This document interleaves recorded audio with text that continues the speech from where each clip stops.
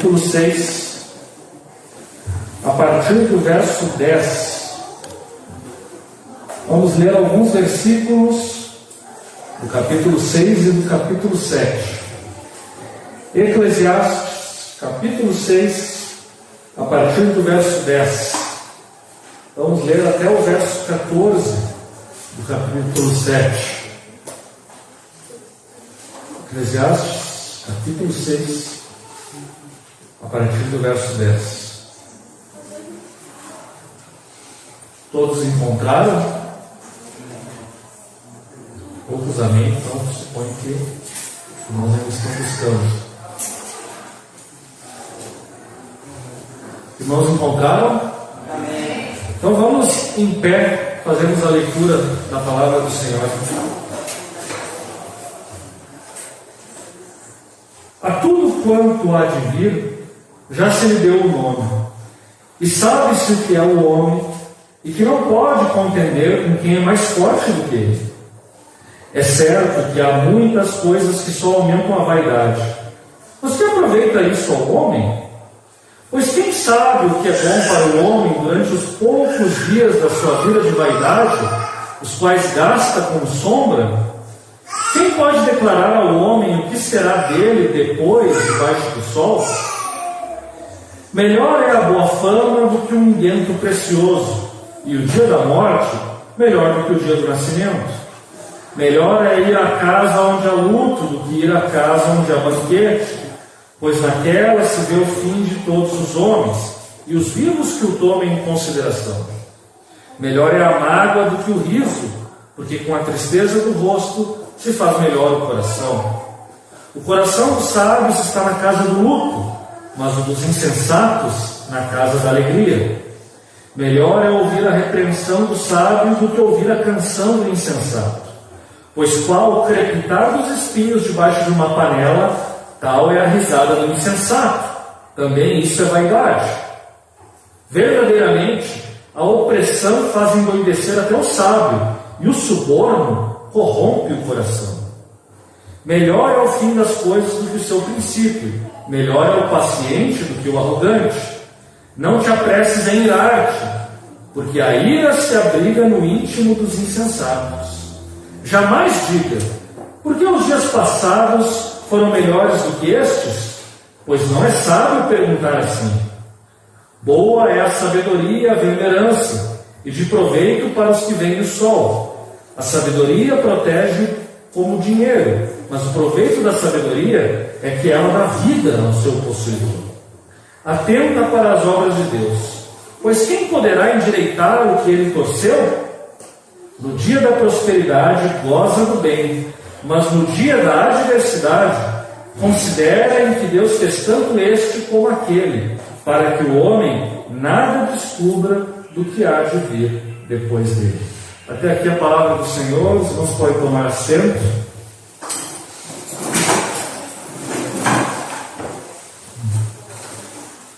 Quem pode saber o que é melhor para nós, o que é melhor para o homem? Essa é a grande questão que a humanidade se faz. E isso, desde o nosso nascimento, os nossos pais se preocupam. O que vou fazer para que ele seja uma pessoa de bem, uma pessoa bem-sucedida? Ou colocar ele, talvez, numa escola, das melhores escolas que eu puder pagar. Talvez vou optar para que ele evite certas amizades, ou levá-lo na igreja, ou procurar conduzi-lo para uma determinada carreira, talvez medicina, direito, não sei, engenharia, quem sabe. Os pais pensam no que é melhor para os filhos.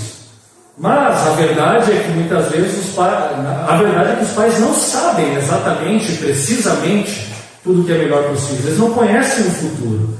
Na verdade, os próprios filhos, como os humanos que são, há algo que nós não conseguimos identificar plenamente do seu caráter, dos seus costumes, e nós muitas vezes só vamos descobrir algumas tendências dos nossos filhos mais adiante.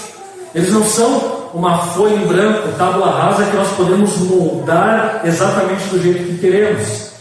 E o fato de que nem nós como pais sabemos completamente aquilo que é melhor em todos os aspectos e em todos os sentidos para os nossos filhos, é algo que se reproduz também no nível mais macro. Pense que no próprio nível social, a grande discussão que existe entre liberalismo, social-democracia, socialismo, se traduz nisso. A democracia liberal presume que ninguém sabe o que é melhor para a humanidade, e o Estado, portanto, não deve interferir e determinar que isso é bom ou isso é mal. Já regimes de corte mais socialista ou social-democrata pensam que sabem o que é melhor para o ser humano e, portanto, conduzem políticas públicas para determinar aquilo que eles entendem que é o melhor. E a humanidade fica discutindo, não, isso é melhor, não, isso não é melhor, isso é melhor para alguns, isso não é melhor para outros. A verdade, e Eclesiastes percebeu isso há milênios atrás, é que ninguém sabe, ninguém pode dizer o que é melhor para o homem, o que é melhor para o ser humano. Nós tentamos, nós nos esforçamos, e nós temos alguma noção, sim, do certo, do errado, do melhor ou do pior, mas precisamente, definitivamente, nós não sabemos. Nós não sabemos o futuro, nós não temos como saber se fazendo certas coisas de determinadas maneiras nós vamos efetivamente alcançar aquele fim que nós objetivamos. E muitas vezes nem sequer sabemos se aquele objetivo que nós temos é realmente bom para nós. Eclesiastes, portanto, reflete a partir do verso 10, do capítulo 6, sobre isso. O que é bom para o ser humano? Mas não somente o que é bom quando as coisas estão bem, mas também o que é bom quando as coisas não estão indo muito bem como nós gostaríamos que fossem. E Eclesiastes o pregador vai chegar à conclusão que, não obstante as adversidades da nossa vida, ainda assim, se tivermos uma vida sábia, podemos obter proveito em meio às adversidades. Veremos isso, portanto, nesta manhã. Mas antes de falar disso, eu gostaria de conectar essa mensagem com a mensagem da semana passada, porque nesses versos que nós lemos aqui, nós temos como que um divisor de águas no livro de Eclesiastes. Nós entramos na segunda metade do livro. Agora, Eclesiastes, por isso que os primeiros versos aqui que nós lemos, o verso 10, ele faz algumas perguntas que remetem à pergunta inicial lá do capítulo 1. Mas na semana passada, o nosso pastor Israel refletiu na segunda parte do seu sermão a respeito do perigo e do engano das riquezas materiais. E é disso que tratam os versículos que nós não lemos aqui, os versículos 1 até o versículo 9 do capítulo 6. Ele reflete um pouco mais a respeito daquilo que o nosso pastor Israel pregou na semana passada. Ele diz assim: há um mal que vi debaixo do sol e que pesa sobre os homens. O homem a quem Deus conferiu riquezas, bens e honra, e nada lhe falta de tudo quanto a sua alma deseja, mas Deus não lhe concede que disso coma. Antes, o estranho o come. Também isso é vaidade e grave aflição. E se alguém gerar 100 filhos e viver muitos anos até avançada idade, e a sua alma não se fartar do bem, e além disso não tiver sepultura, digo que um aborto é mais feliz do que ele, pois debalde vem o aborto e em trevas se vai. E de que um aborto é mais feliz do que ele? E de que trevas se cobre o seu nome? Ele não viu o sol e nada conhece. Todavia tem mais descanso do que o outro. Ainda que aquele vivesse 2 vezes 1000 anos, mas não gozasse o bem, porventura não vão todos para o mesmo lugar? Todo o trabalho do homem é para a sua boca, e contudo nunca se satisfaz o seu apetite. Pois que vantagem tem o sábio sobre o tolo, ou o pobre que sabe andar perante os vivos? Melhor é a vista dos olhos do que o andar ocioso da cobiça. Também isto é vaidade e correr atrás do vento. Com essa frase, também isso é vaidade e correr atrás do vento, portanto, o pregador prepara então a segunda metade do livro de Eclesiastes que nós veremos hoje. Mas vejam que interessante, essas reflexões elas complementam aquilo que o nosso irmão Israel pregou na semana passada.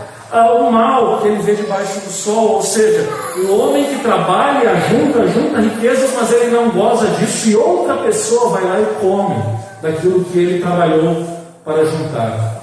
De certa maneira, isso acontece com muitas pessoas, enriquecem, poupam e vêm poupando, mas elas não gozam disso, ou elas perdem tudo, ou elas morrem antes de poder desfrutar, e elas não aproveitaram absolutamente nada da vida. Em Eclesiastes, usando aqui de uma hipérbole, ele diz: olha, um aborto é melhor do que ele, porque o aborto nada viu e não sofreu, e não vai sofrer a perda de tudo que ele fez, e não trabalhou duro para nada. Mas essa pessoa trabalha duro para nada. Ele está dizendo, o que adianta trabalhar e não desfrutar nada do seu trabalho? Por isso ele diz, se alguém viver 2000 anos, mas não desfrutar a vida, não faz sentido nenhum. Em outras palavras, está dizendo assim, o simples prolongamento da vida, simplesmente manter a vida biologicamente falando, não tem sentido nenhum. Nós precisamos ter vidas significativas. De nada adianta viver 100 anos e ter uma vida absolutamente medíocre e irrelevante, sem desfrutar de nada daquilo que Deus nos dá. Nós somos chamados, portanto, a desfrutar a vida.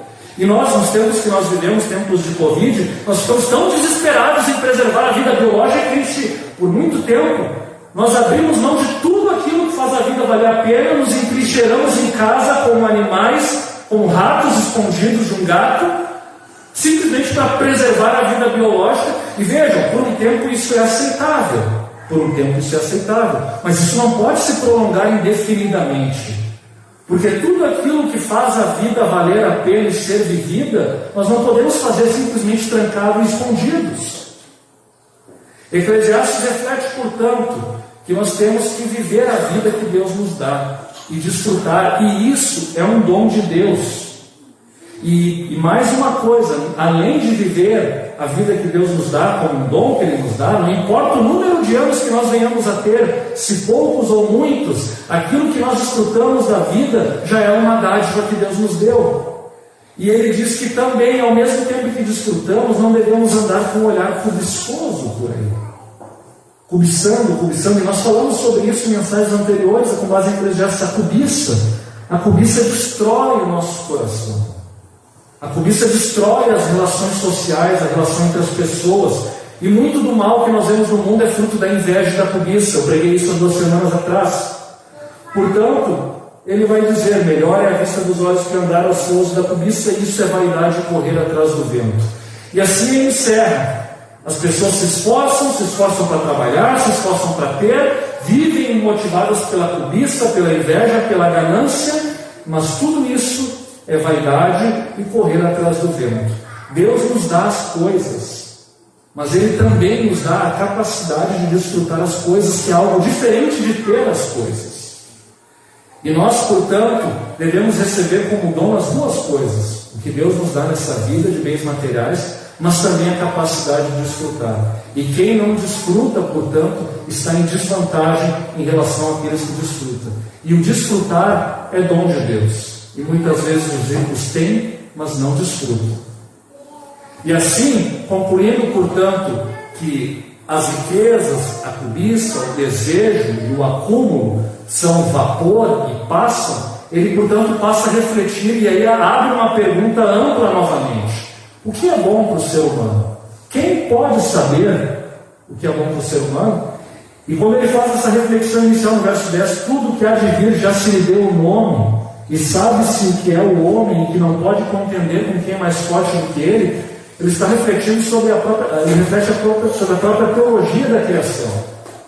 Quando Deus cria o ser humano, Ele bota Adão para dar nome aos animais, a ordem do universo está estabelecida e Deus estabeleceu uma ordem no mundo. E Deus sabe o que é o ser humano e nós também sabemos o que é o ser humano. O ser humano tem limitações. O ser humano não tem o controle da natureza e de tudo que há. O controle é uma ilusão. Nós muitas vezes nos iludimos. Pensamos que controlamos tudo e que o nosso futuro está totalmente calculado e nós vamos alcançar aquele propósito, mas Eclesiastes nos mostra que não. E aí ele fala então, o homem não pode contender com quem é mais forte do que ele. Quem é esse mais forte do que ele? É Deus. Jó é o exemplo clássico disso. Ele perde tudo e começa, a partir dos seus amigos, dos seus diálogos, ele começa a questionar Deus, sua sabedoria, sua bondade, até que Deus se revela a ele num redemoinho e diz: onde estava tu quando eu coloquei os fundamentos da terra? Onde estava tu quando eu criei os animais, o Leviatã? Onde você estava? Basicamente é como se Deus estivesse dizendo para Jó: te coloca no teu lugar e para de questionar. É quase falando aqui numa linguagem mais popular, é quase um cala-boca burro. Fica quieto. Ou seja, quem pode contender contra Deus? Nenhum de nós pode. É evidente, nós temos as nossas noções de justiça, daquilo que é bom, daquilo que é certo, E muitas vezes nós ficamos tristes, ficamos indignados, vemos a injustiça no mundo, na nossa vida, e questionamos e confrontamos, e o ser humano faz isso, e a Bíblia tem muitos exemplos do ser humano fazendo isso, e ele derrama o seu coração diante de Deus. No Salmo nós encontramos isso, mas temos que fazer isso com temor e reverência, porque em última instância nós não temos o direito de questionar a Deus. Isaías vai dizer isso, depois Paulo vai repetir isso em Romanos 9. Quem é tu, o vaso de barro, para questionar o oleiro que te fez? Quem somos nós para dizer a Deus, olha Deus, eu acho que tu deveria fazer isso e não aquilo?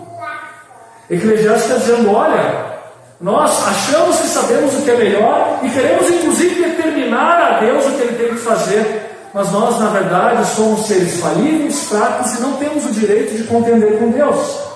E ele continua, é certo que há muitas coisas que só aumentam a vaidade, mas quem aproveita isso ao homem, muitas vezes o ser humano, na sua vaidade, ele acha que, não, se fizer isso, aquilo, todas as coisas vão ser melhores, o mundo vai ser melhor.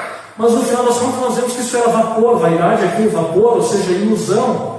Algo que nós imaginamos que tinha controle, mas não temos mais.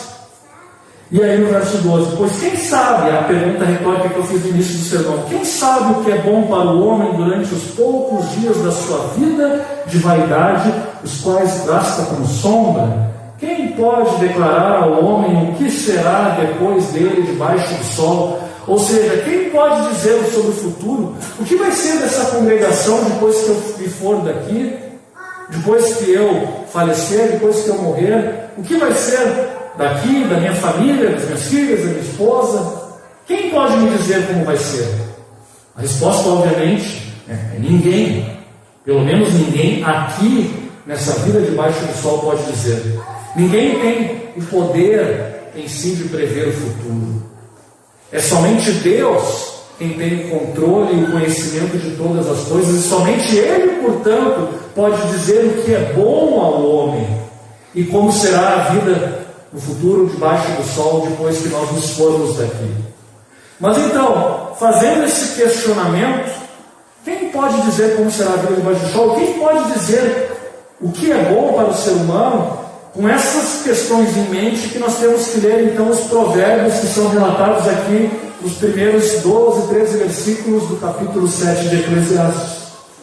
São provérbios, portanto, que nos falam de uma vida de sabedoria em meio a adversidades, em meio a tempos e momentos difíceis em que nós questionaríamos a bondade e a soberania de Deus.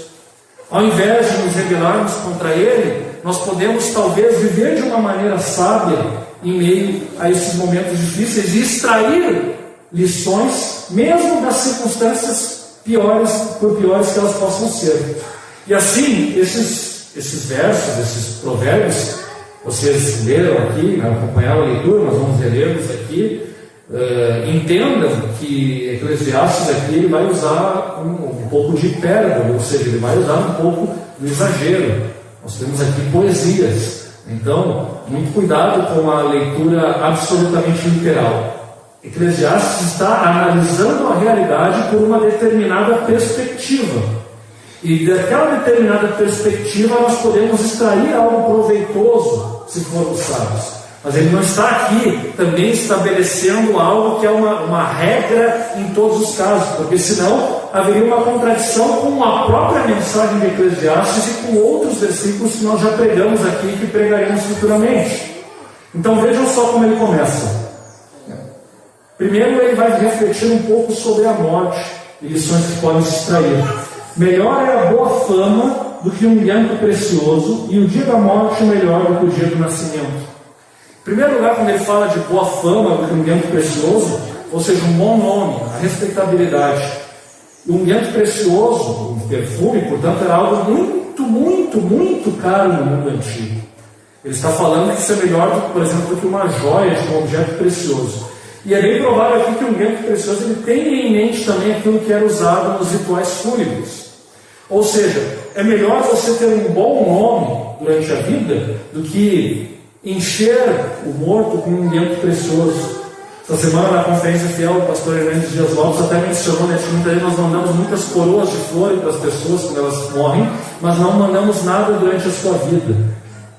Aqui, da mesma forma, mais ou menos o que Eclesiastes está dizendo é que o seguinte: é importante que tu tenha um bom nome, é melhor tu ter um bom nome enquanto tu estás vivo, do que depois de morto, alguém vai colocar um óleo especial e precioso sobre ti, mas isso, de certa maneira, não é mais importante do que aquilo que tu foi enquanto tu estavas vivo.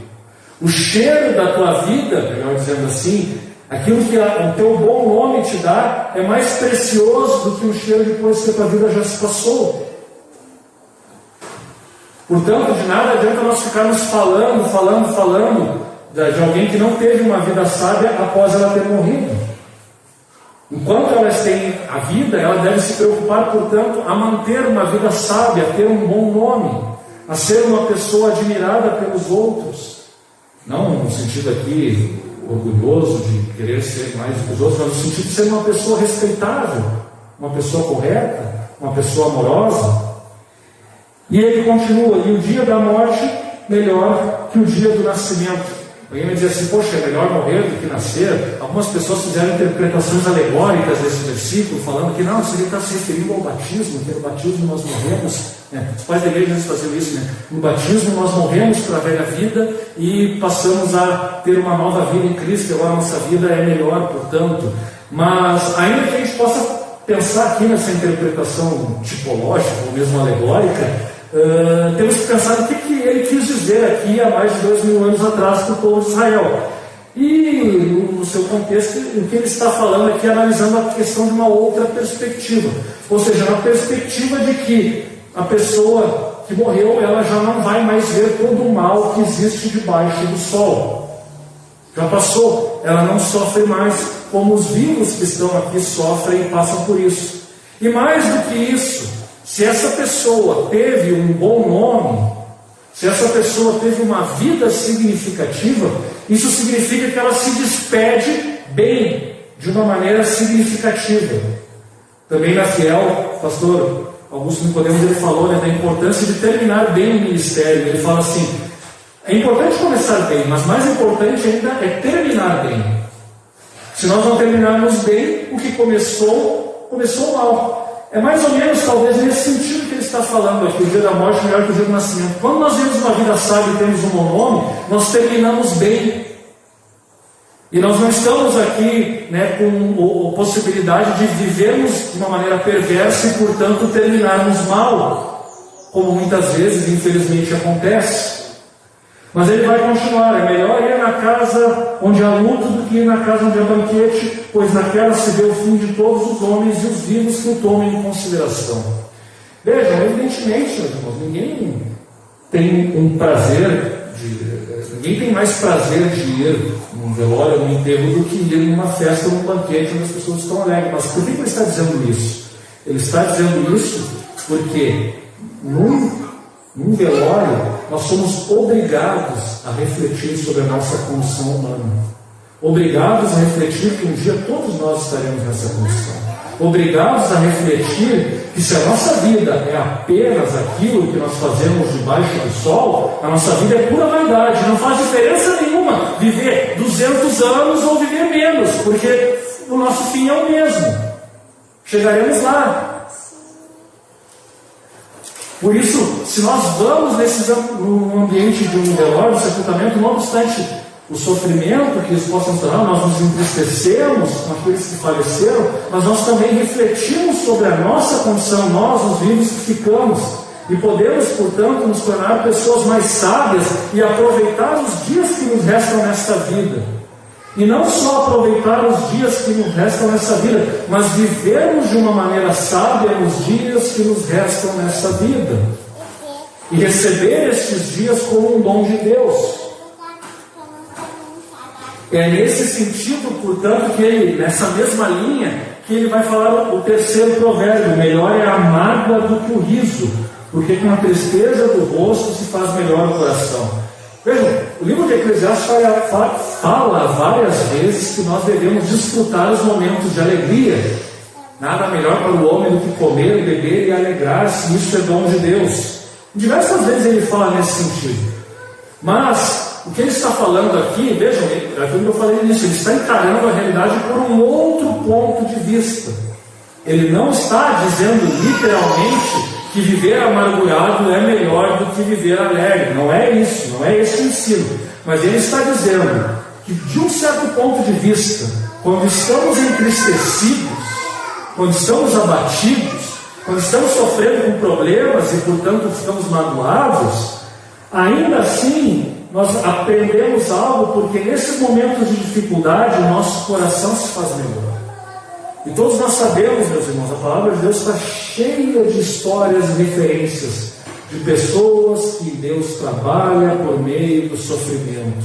O nosso coração, muitas vezes orgulhoso, duro, arrogante, não se dobra a Deus nos tempos de prosperidade e alegria, mas nos tempos de mágoa, nos tempos de tristeza, o nosso coração se quebranta, o nosso coração se abre para Deus, o nosso coração se abre para o Evangelho, o nosso coração se abre para o nosso próximo, o nosso coração se abre para os nossos irmãos.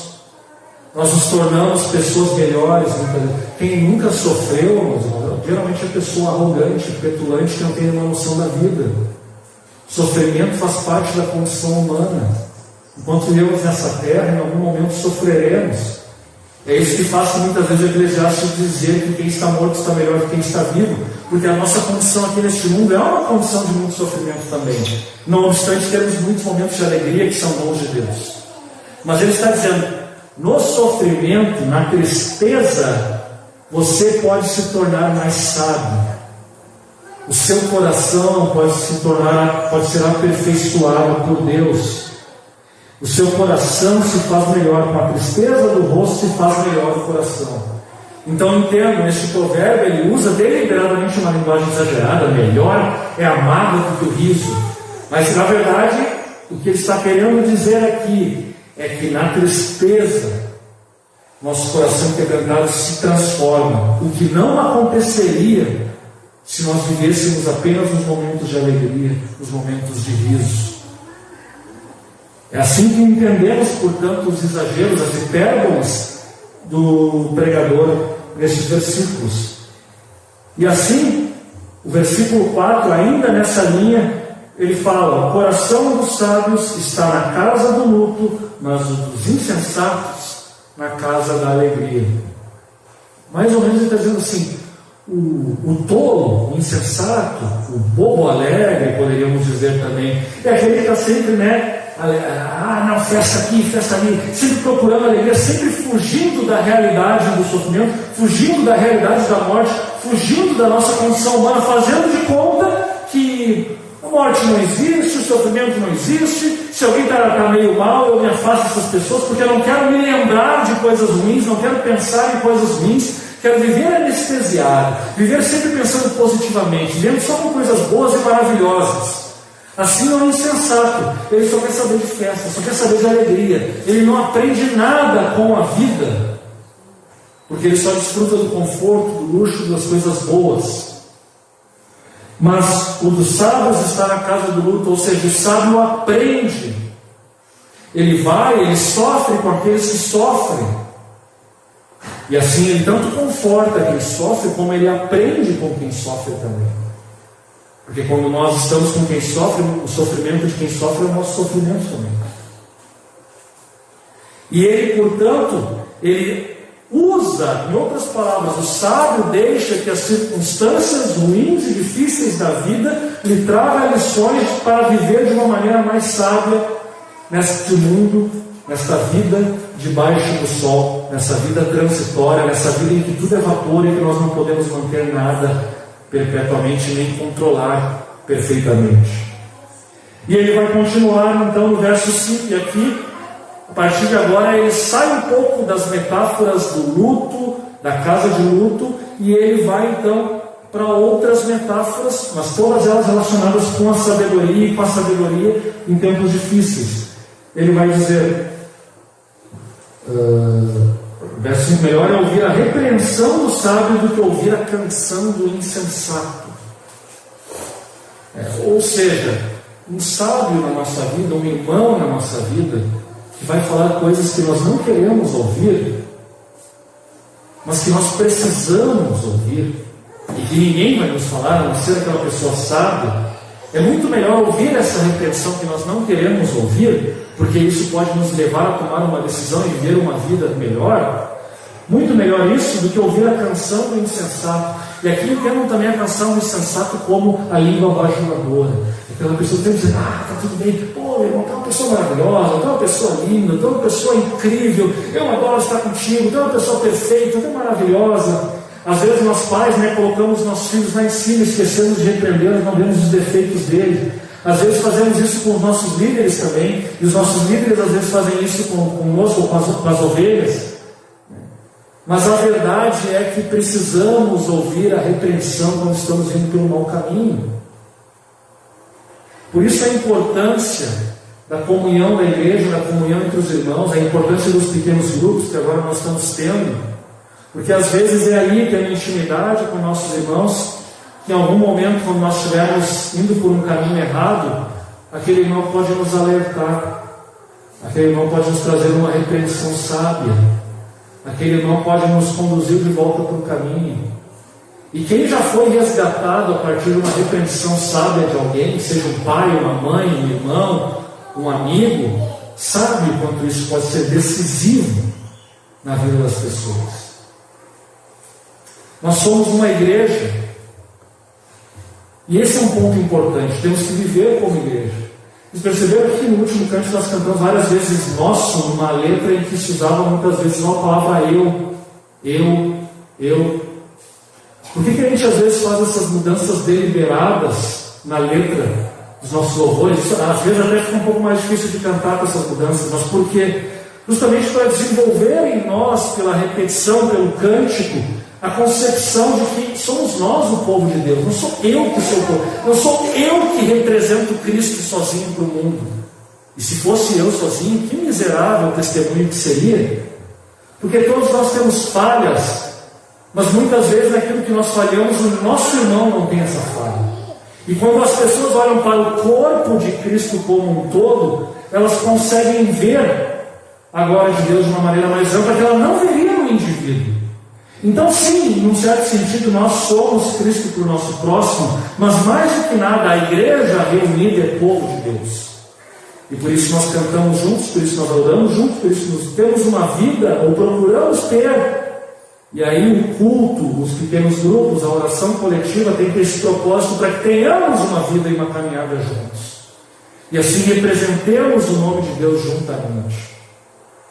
E portanto, ouvir a repreensão de um sábio, ela acontece nesse contexto de vida comunitária, nesse contexto de vida eclesiástica que nós temos, não apenas quando viemos aqui aos domingos, isso é o mínimo dos mínimos. A pessoa que não vem no culto, ela está falhando no mais básico. Mas não obstante, aquilo que nós temos aqui no culto, aos domingos, nós também precisamos mais.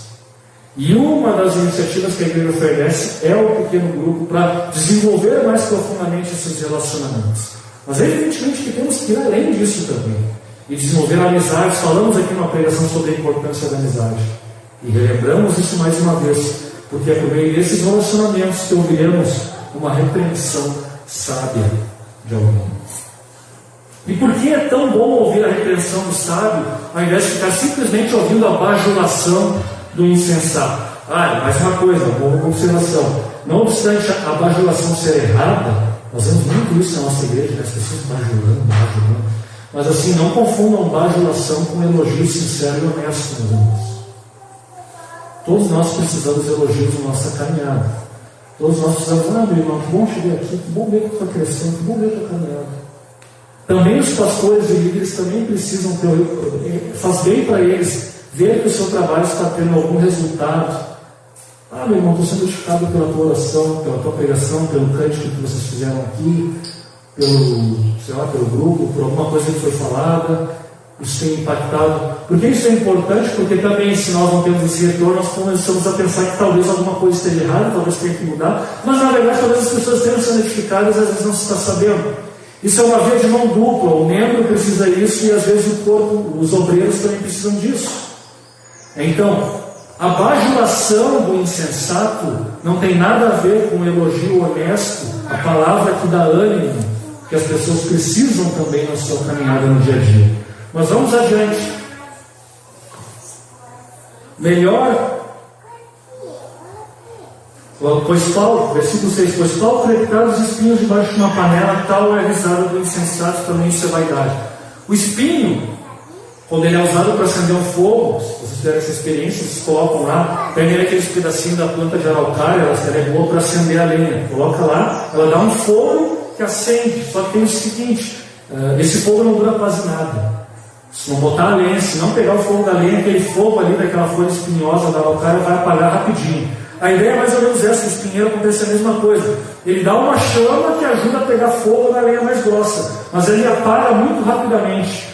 E aqui ele diz, assim como o crepitar dos espinhos, ou seja, o fogo do espinho, que é usado ali para acender ali o fogão que vai fazer com que a panela aqueça a comida, esse fogo não dura nada. Assim é a risada do insensato.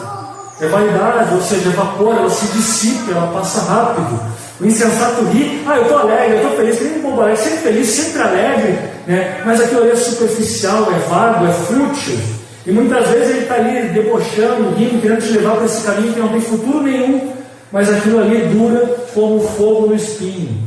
Alguns minutos e logo apaga, e não serve para nada, não serve para...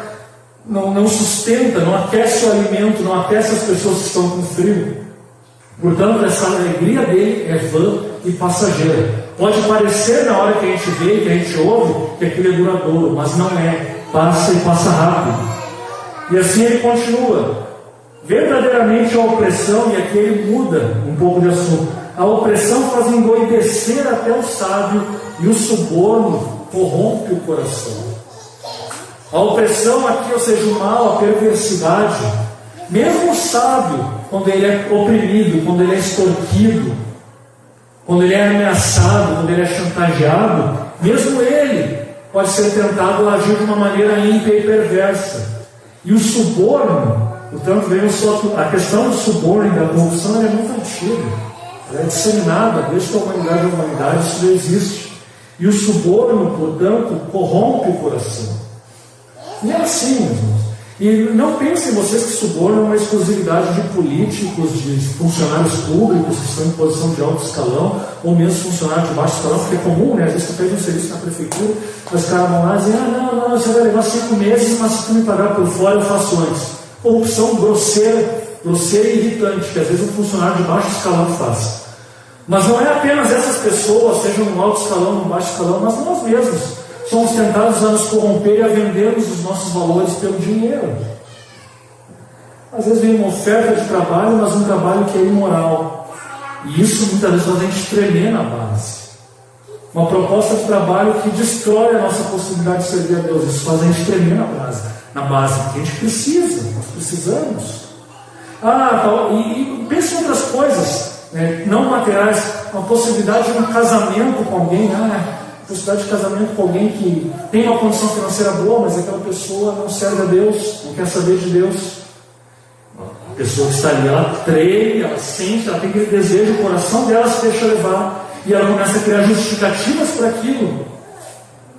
Ou seja, é mais ou menos uma espécie de suborno, é isso, é algo que é oferecido, e que até pode parecer legítimo, mas que o efeito disso é que nós vendemos os nossos valores, comprometemos a nossa integridade. E sejamos realistas. Ele diz aqui, o sábio também sofre com isso. Imagine um insensato, então. Então, mesmo nós que servimos a Deus, que temos o Espírito Santo, quando surge uma proposta ilícita, ou que aparentemente é lícita, mas no fundo é ilícita, nós trememos, nós sentimos isso. É difícil. Mas se não resistirmos, não vamos crescer em sabedoria. E assim, ele vai dizer, melhor é o fim de todas as coisas que o princípio, melhor é o paciente do que o arrogante, porque ele diz isso. Não é? O fim aqui é a ideia de que as coisas que já aconteceram se cumpriram. Porque no fim, nós já sabemos que tudo deu certo, que aquilo deu certo. E no início, nós estamos fazendo na expectativa de que as coisas deem certo e podem ser que elas não dêem. E aqui novamente eu relembro a mensagem da conferência fiel do pastor Nicodemos. É muito melhor, muito mais importante terminar bem o ministério, e isso também vale para a caminhada cristã, do que começar bem. Começar bem é importante, mas terminar é ainda mais importante. Por isso, melhor é o fim do que o começo. E todos nós ainda estamos nessa caminhada, almejando o fim. E é nesse sentido também que às vezes pode dizer que a morte é melhor do que a alegria, porque a morte é o fim daquele que viveu a vida sábia, daquele que serviu a Cristo, porque ele sabe que alcançou o seu propósito. Enquanto que os vivos ainda estão na perspectiva fenomenológica humana, nós ainda estamos a caminho. Ainda não chegamos lá. E aí ele vai continuar, o paciente com o arrogante, porque o arrogante é aquele que quer ser melhor que Deus, e ele diz, Deus deveria fazer assim.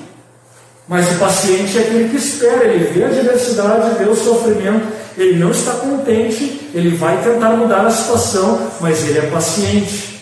E ele ora para que Deus age, ele espera também pela ação de Deus na sua vida, mas ele não coloca os bois na frente da carroça, ele não se apressa, ele não se rebela contra Deus, ele não dá ordens para Deus e não determina o que Deus deve fazer, ele não age porque lança contra Deus, e portanto ele espera o fim das coisas pacientemente, que se alcance o seu propósito.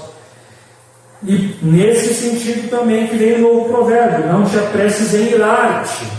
O impaciente se ira muito rapidamente, mas ele diz, não te apresses em irar-te, porque a ira se abriga no íntimo dos insensatos.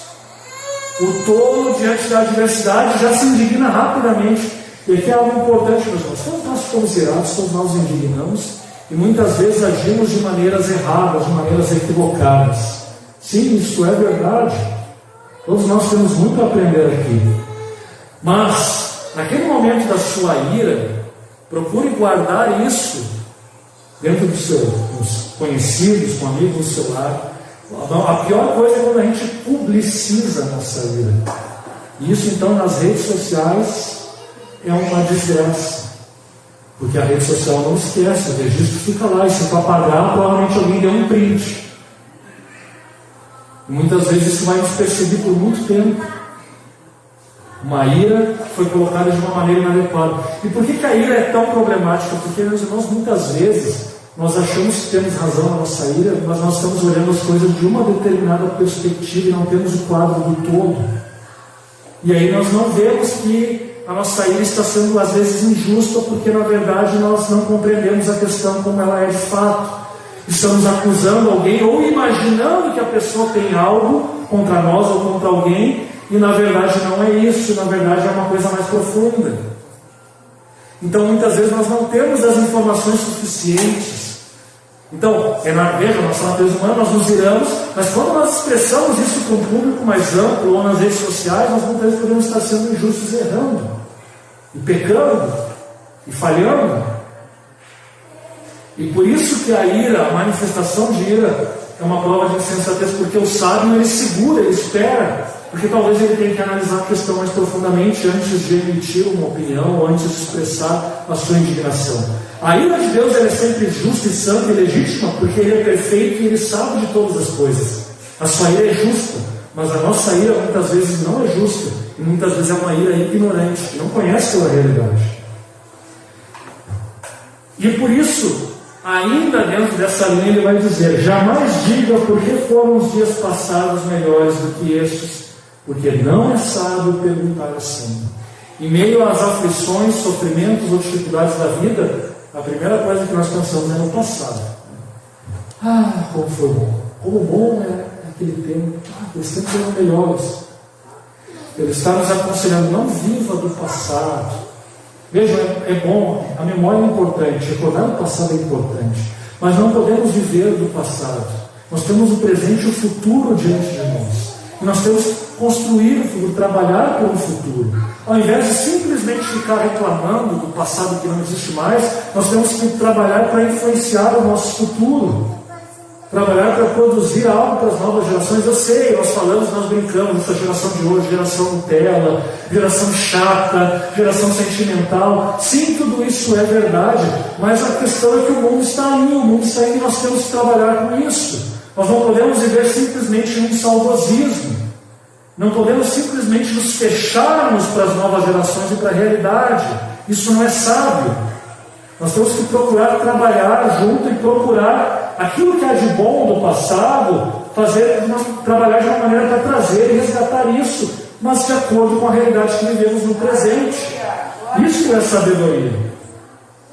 E por isso, de tudo isso que nós falamos, ele vai concluir então que a sabedoria é boa e havendo herança de proveito para os que veem o sol. A sabedoria protege do dinheiro, mas o proveito da sabedoria é que ela dá vida ao seu possuidor. Ou seja, a conclusão aqui de todos esses provérbios de sabedoria é que a sabedoria é muito boa. E ele chega a comparar a sabedoria ao dinheiro, no sentido de que o dinheiro nos dá uma segurança relativa, é claro, não absoluta. Mas quem tem dinheiro, se der um imprevisto, eu vou lá e compro, eu pago, eu boto gasolina para chegar em casa, eu pago no ônibus ou no Uber para chegar em casa se eu estiver perdido, eu compro comida se me faltar comida, eu pago um médico se eu tiver um problema de saúde. Quer dizer, de alguma maneira, todos nós sabemos disso, o dinheiro nos dá alguma segurança na vida, e ele está dizendo a sabedoria é nesse sentido parecida com isso, porque ela nos dá segurança nessa vida. Mas ele vai dizer que ela é ainda melhor. Porque que bom se nós temos sabedoria e dinheiro, herança, a condição financeira. Isso é ótimo, porque nós vamos saber administrar esse dinheiro e não desperdiçar. Mas, ainda assim, a sabedoria é ainda mais importante do que ter dinheiro, porque ela dá vida. Ou seja, viver de uma maneira sábia, prolongar os nossos anos de vida e viver de uma maneira significativa, nós fazemos isso com sabedoria e não com dinheiro. A gente vê o perfil do jogador de futebol ali que ganha fortunas, gasta um monte de coisa, com carrão importado, com Porsche Cayenne, com mansão, com viagens de férias, vai para as Maldivas, vai para sei aonde, etc e tal, mas é tudo uma ostentação fútil e vazia. Ele não tem a vida plena, e logo isso passa e vem o vazio. E não falo aqui, eu peguei só um exemplo de jogador de futebol, mas muitos outros são assim, personalidades do mundo pop, etc e tal, pessoas empresários de muito dinheiro também. Mas, com sabedoria nós vivemos, temos um bom nome, desfrutamos daquilo que Deus nos dá, e temos vida, porque também muitas vezes desviamos do mal, evitamos aquilo que destruiria a nossa vida, e em última instância, com a sabedoria que é temer o Senhor, nós temos aquilo que é mais importante, que é a vida eterna. Ainda que aqui eu esteja se referindo muito provavelmente à vida física, nós também não devemos deixar de olhar para o fato de que a sabedoria e o temor do Senhor nos dá a vida eterna. É em Jesus Cristo, portanto, que nós temos a vida plena. E aquilo que talvez não fosse claro para Eclesiastes é claro para nós hoje. Mais de 2.500 anos depois, ou talvez 3.000 anos depois, nós sabemos que podemos ter vida eterna quando tememos o Senhor, cremos em Jesus Cristo, temos fé nele, servimos a Ele com fidelidade. Assim desenvolvemos uma vida de sabedoria, assim desenvolvemos uma vida significativa e assim caminhamos para a vida eterna. E se for assim, nós, portanto, não nos rebelaremos contra Deus em meio à adversidade. E aqui, portanto, no encerramento deste trecho, ele vai dizer: atenta para as obras de Deus, pois quem poderá endireitar o que ele torceu? No dia da prosperidade goza do bem, mas no dia da adversidade considerem que Deus faz tanto este como aquele, para que o homem nada descubra do que há de vir depois dele. Ou seja, ele volta novamente para o tema do início. O que Deus torceu, ou seja, o que parece errado para nós, ninguém vai endireitar. Ou seja, não adianta lutar contra Deus, não adianta. Tente, isso será em vão. Nossa vida é vaidade, nossa vida é vapor, e não adianta querer endireitar o que Deus entortou. As coisas são como são por algum propósito e Deus o sabe. E não adianta se rebelar, não temos nada com isso. Mas longe de sugerir uma espécie de fatalismo para nós, eu não aceito o destino. Não é disso que ele está falando. Ele está falando de não lutarmos em vão contra Deus e não questionarmos sua sabedoria e soberania. No dia da prosperidade, portanto, gozemos do bem. E no dia da adversidade, considere, ou seja, aprenda, viva de uma maneira sábia. E esses provérbios todos que lemos nos ajudam a viver com sabedoria em meio à adversidade. Aprender Aprender em meio ao sofrimento, aprender em meio ao luto, aprender em meio ao desprezo dos outros, aprender em meio à pobreza, aprender quando as circunstâncias não são como gostaríamos. Aprenda com tudo isso. Aprenda com o nosso Mestre, Jesus Cristo. E ao invés de rejeitar a soberania de Deus, maravilhe-se com aquilo que Ele fez, com aquilo que Ele faz, com aquilo que Ele fará. Deus fez tanto o dia da prosperidade como o dia da adversidade para que o homem nada descubra do que há de vir depois dele, ou seja, para que o ser humano não viva arrogantemente, achando que tem o controle da história, o controle da vida humana, o controle da ciência, o controle de tudo, né? E essa pandemia, coisa mais humilhante da humanidade do que essa pandemia não teve. Não teve. Por mais que alguém aqui possa dizer que não, mas agora, sim, agora estamos melhores depois de quantos milhões de mortos, depois de quanto tempo das pessoas recolhidas em casa. Ou seja, o ser humano foi pego de surpresa, teve que lutar por muito tempo para conseguir melhorar um pouco a situação, e ainda estamos a caminho de conseguir superar esse momento difícil. Mas isso nos mostra que nós somos vapor e que a ilusão que às vezes a ciência dá para as pessoas de controle, ela é uma mera ilusão. Não temos o controle de todas as coisas, não temos o controle da vida. E portanto, à luz de tudo isso, eu encerro fazendo aqui pequenas e breves aplicações. Em primeiro lugar, lembre que você não está servindo a Deus em busca da vida que você quer, mas sim da vida que Ele quer para você. O que isso significa? Que não é porque servimos a Deus e porque temos uma sabedoria prática para resolver alguns dos nossos problemas, não é por causa disso que nós vamos então ter a solução para tudo, vamos alcançar tudo que queremos e Deus vai atender todas as nossas orações no momento que nós queremos, no nosso tempo. Não. Pensar assim seria tolice, seria insensatez, seria querer torcer, endireitar aquilo que está torto, ou seja, seria querer obrigar Deus a agir do jeito que nós queremos. Mas nós somos chamados a ter a vida que Ele ofereceu, que Ele determinou para nós, e não a que nós queremos viver. Se somos seus filhos, somos chamados a aceitar aquilo que Ele nos dá. Lutamos por aquilo que queremos, sim, mas em último caso, em última instância, nós descansamos no cuidado soberano de Deus sobre nossas vidas. Segunda aplicação, à luz disso, como você tem vivido a sua vida? Você já refletiu sobre a realidade da morte e, portanto, sobre a importância de viver a vida agora no presente com sabedoria e como dádiva, aproveitando o tempo, temendo a Deus, servindo a Deus? O salmista nos diz: ensina-nos a contar os nossos dias para que alcancemos um coração sábio. Você tem alcançado esse coração sábio? Tem vivido à luz da realidade de que essa vida aqui passa? E que, portanto, aquilo que nós fazemos rende frutos para a eternidade? E se não for assim, a nossa vida será um tremendo vazio sem sentido? Em terceiro, ao invés de lamentar pelo passado, espere que Deus realize o seu plano. Acredite, pode ser meio difícil isso, mas acredite que o melhor ainda está por vir. Contemplar a vida dessa forma exige uma postura de sabedoria, que o pregador nos fala. E vejam, muitas vezes nós olhamos para a realidade e as pessoas não, está tudo errado. Mas não, em vez de olhar tudo de uma maneira impaciente e arrogante, olhe para a vida com paciência, submeta-se a Deus enquanto espera que Ele resolva os seus problemas. Isso se aplica a tudo. Veja, por exemplo, a sua santificação. Minha vida é uma desgraça, eu não consigo, eu sirvo a Deus, mas eu peco, é uma desgraça, eu vou me afastar da igreja. Não pense dessa maneira. Olhe para a sua vida, veja aquilo que Deus fez e tenha a esperança de que Ele fará coisas muito maiores na sua vida. E que, portanto, o Espírito dele vai agir na sua vida, na medida que você vem à igreja, ora, ou lê a palavra, ouve a palavra, é edificado pelos irmãos e pela palavra de Deus, medita na palavra de Deus, você será transformado. Deixe que Deus trabalhe na sua vida pacientemente. No casamento, que muitas vezes nós somos também impacientes. Não, agora eu vou jogar tudo pela janela, porque não dá. Mas dá. Deus pode trabalhar no seu casamento, sim.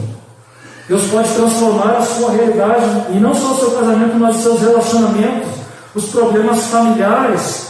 Muitas vezes somos tentados a desistir e a continuar, mas em vez de desistir, devemos continuar lutando, porque Deus nos promete ouvir as nossas orações, ainda que pareça muitas vezes, como no salmo que nós lemos aqui, que Ele não ouve a nossa oração. A verdade é que Ele ouve e cuida de todos nós, e Ele transformará a nossa vida, Ele nos tornará mais sábios. No ministério, na igreja, mas a igreja também não é, poderia ser isso, poderia ser aquilo, mas será que Deus, você não vê que Deus está operando? Eu sempre procuro pensar dessa maneira, ver o que Deus está fazendo, antes de pensar em como criticar e como as coisas estão ruins. Primeiro veja o que Deus está fazendo e ore pacientemente, e veja como Deus começar a agir na igreja, no ministério, na vida dos seus irmãos. Enfim, que Deus nos encha dessa esperança e paciência, portanto, para ver a sua ação em meio às circunstâncias difíceis que vivemos. E por fim, a última, e agora eu encerro mesmo. Confie, portanto, na soberana vontade de Deus, que nos ajuda a saber como reagir diante de todas as alegrias e provações dessa vida. Nós sabemos, à luz da palavra, o Novo Testamento tem muitos versos nesse sentido. Romanos 8:28, sabemos que todas as coisas cooperam para o bem daqueles que amam a Deus, daqueles que são chamados segundo o seu propósito. Uma palavra que é muitas vezes difícil de aceitar diante das circunstâncias difíceis da nossa vida. Sim, é realmente bastante difícil, mas é uma promessa. Aqueles que amam a Deus têm a certeza de que Ele está trabalhando na sua vida para que as coisas então cooperem para que nós sejamos transformados, porque muitos de antemão conheceu também isso, nos chamou para serem conformes à imagem do seu Filho. Todas as coisas cooperam, portanto, para que sejamos conformes à imagem do seu Filho. E é por isso que ao final do capítulo 8 Paulo vai dizer: que diremos, pois, à vista dessas coisas? Se Deus é por nós, quem será contra nós? Aquele que não poupou o seu próprio Filho, antes por todos nós o entregou, porventura não nos dará graciosamente com Ele todas as coisas? Quem intentará acusação contra os eleitos de Deus? É Deus quem os justifica. Quem os condenará? É Cristo Jesus quem morreu, ou antes que ressuscitou, e está à direita de Deus e também intercede por nós. Quem nos separará do amor de Cristo? Tribulação, angústia, perseguição, fome, nudez, perigo ou espada? Como está escrito: por amor de ti somos entregues à morte o dia todo, fomos considerados como ovelhas para o matadouro. Em todas essas coisas, ou seja, tribulação, angústia, perseguição, fome, nudez, perigo, espada, todo sofrimento e todas as adversidades da vida que nós sofremos, em todas essas coisas somos mais que vencedores, não por nós, mas por meio daquele que nos amou, ou seja, Jesus Cristo. Porque estou bem certo que nem a morte, nem a vida, nem os anjos, nem os principados, nem as coisas do presente, nem do porvir, nem os poderes, nem a altura, nem profundidade, nem qualquer outra criatura poderá separar-nos do amor de Deus que está em Cristo Jesus, nosso Senhor. Nada, portanto, meus irmãos. Somos chamados a viver neste mundo de adversidades de uma maneira sábia, com essa certeza e essa convicção. Nada e nenhuma tribulação poderá separar-nos do amor de Deus que está em Cristo Jesus.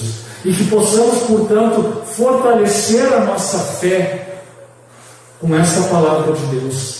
E que Ele nos faça continuar firmes, com perseverança, em nossa caminhada, até aquele grande dia que o veremos face a face e seremos, portanto, plenamente, completamente semelhantes a Jesus Cristo, nosso Salvador.